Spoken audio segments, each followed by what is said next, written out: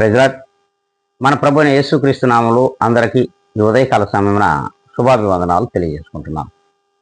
ఈ దినం దేవుడు మనకిచ్చినటువంటి నూతనమైన వాగ్దానము, అది ప్రభువులు వారు మాట్లాడుతూ ఉన్నారు. చూద్దాం.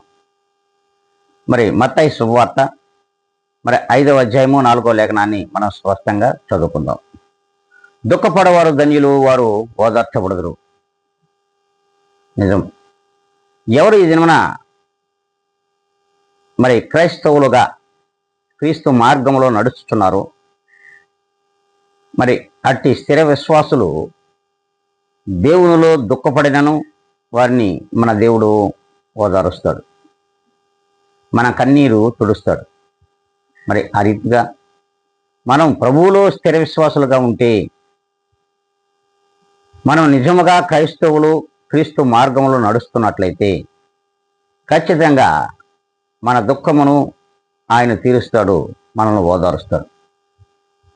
అలా ఈ లోకంలో క్రైస్తవులు అనబడినటువంటి మనము, విశ్వాసులు అనబడినటువంటి మనము, ప్రభువులో నీతిమంతులు అనబడుతున్నటువంటి మనం ఆయనకు మాదిరికరమైన జీవితంలో జీవించిన నాడు ఖచ్చితంగా దేవుడు మన దుఃఖమును తీరుస్తాడు, ఓదారుస్తాడు. అలా మనం ఉన్నామా లేదా అనేది ఆత్మ పరిశీలన చేసుకొని ప్రార్థనలో మనం ఏకీవిద్దాం. మహాపరిశుద్ధుడా, ప్రేమ నమ్మకము కలిగిన మా తండ్రి, నీ గణనామమునకు కృతజ్ఞత స్తుతి స్తోత్రములు మీరు ఇచ్చిన ఆయుష్ కాలమును బట్టి చెల్లించుకుంటున్నాం. ప్రభా, ఈ ఉదయకాల సమయంలో ఛానల్ వీక్షించున్న నీ ప్రియ బిడ్డలందరినీ కూడా మీ యొక్క చేతులకు నేను అప్పగించుకుంటున్నా.